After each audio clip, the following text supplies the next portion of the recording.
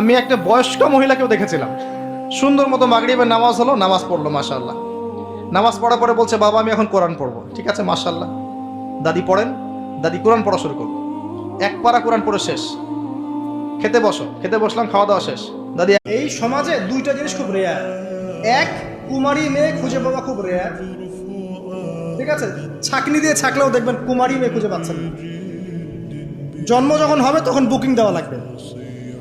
হ্যাঁ, এমন সময় চলে আসছে এখন না, বিয়ে শাদী করার সময় খেয়াল রাখতে হবে কোন মেয়েটাকে বিয়ে করছে। একটা মেয়ের বাহ্যিক সৌন্দর্য সব কিছু না, 3 মাস 4 মাস খুব মজা লাগবে, তারপর দেখবেন যখন আসল লাইফে আমরা ঢুকে যাই তখন দেখবেন দায়িত্ববোধটাই সবচেয়ে বড় কথা হয়।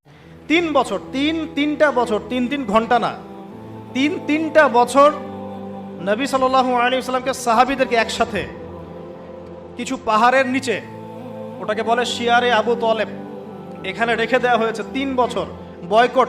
যদি মানুষের মধ্যে ইমানের প্রশিক্ষণ না থাকে, পারমাণবিক অস্ত্র দিলেও সে যুদ্ধে জিততে পারবে না। কথা বুঝতে পারছেন? তখন দেখা যাবে গুটি কয়েক কাফেরের হাতেই মুসলিমরা একদম শেষ। সারা বিশ্বে এমন হচ্ছে না?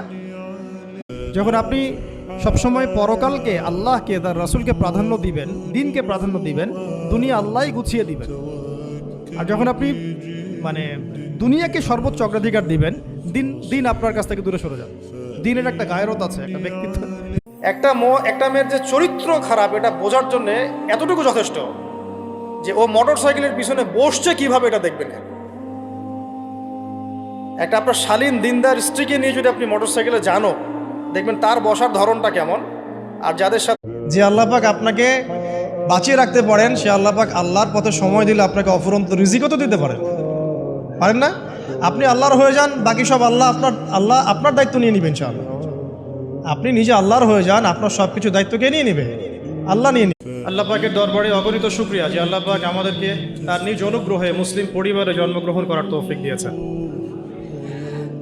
নবী সাল্লাল্লাহু আলাইহি ওয়াসাল্লামের উম্মত হওয়ার সৌভাগ্য দিয়েছেন এবং আমাদেরকে হেদায়েত প্রদান করার জন্য আল্লাহ পাক চাইলে মুসলিমদেরকে শক্তিশালীও করতে পারেন। যেমন সুলাইমান আলাইহিস সালামের যুগে মুসলিমরা শক্তিশালী ছিল, দাউদ আলাইহিস সালামের যুগে মুসলিমরা কি ছিল?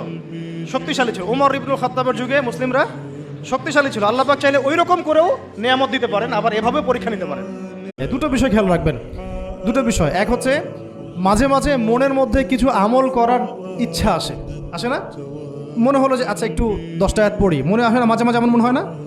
ওই সময় এই যে মনের মধ্যে যে এই ইরাদাটা জাগ্রত